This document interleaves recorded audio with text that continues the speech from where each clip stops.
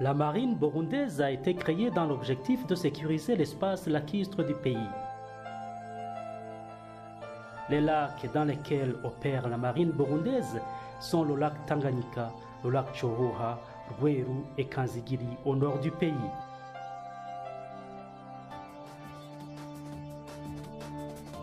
Depuis sa création, la marine burundaise n'a cessé de se développer. À partir de petits bateaux sans moteur, puis avec moteur, la marine burundaise est vraiment équipée d'un jet d'une modernité remarquable. Elle est composée de bateaux modernes équipés d'un matériel de détection de l'ennemi à une grande distance. Elle est également équipée du matériel qui peuvent détecter l'ennemi pendant la nuit. Le personnel de la marine est un personnel qualifié, formé pour la plupart en Grèce pendant une période d'au moins 5 ans. Les officiers, sous-officiers et hommes de troupes de la marine sont caractérisés par leur rapidité d'intervention, leur bravoure, leur efficacité, leur savoir-faire dans leur noble mission de sécuriser leur patrie.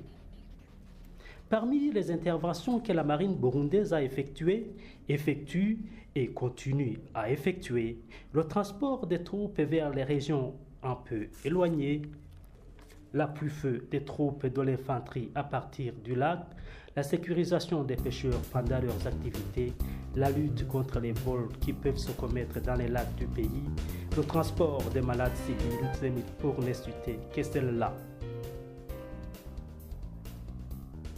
La marine burundaise dispose de beaucoup de bateaux d'une efficacité sans faille.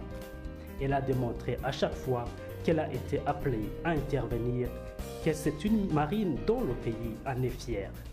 Les populations riveraines du lac Tanganyika et des lacs du Nord sont les témoins oculaires des interventions qu'opère la marine burundaise.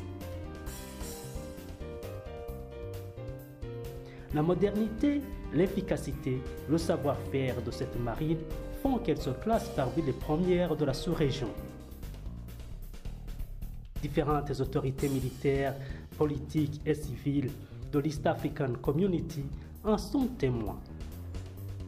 Les Kenyans, les Ougandais, Tanzaniens, Burundais et autres n'ont cessé de témoigner que la marine burundaise est parmi les meilleures de la sous-région. À voir l'immensité de ces engins, une idée peut surgir dans la tête de chacun. Comme le Burundi ne fabrique pas ses bateaux et qu'il n'a pas accès à l'océan ou à la mer, comment a-t-on procédé pour amener ces engins jusque dans les lacs du pays? Mystère.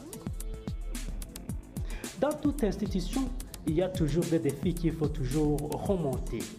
En effet, la marine burundaise doit sécuriser un vaste espace. Elle a encore besoin d'autres engins, mais également d'un autre personnel qualifié. La marine, en général, écoute 300 litres de gazoil sont consommés par heure de navigation selon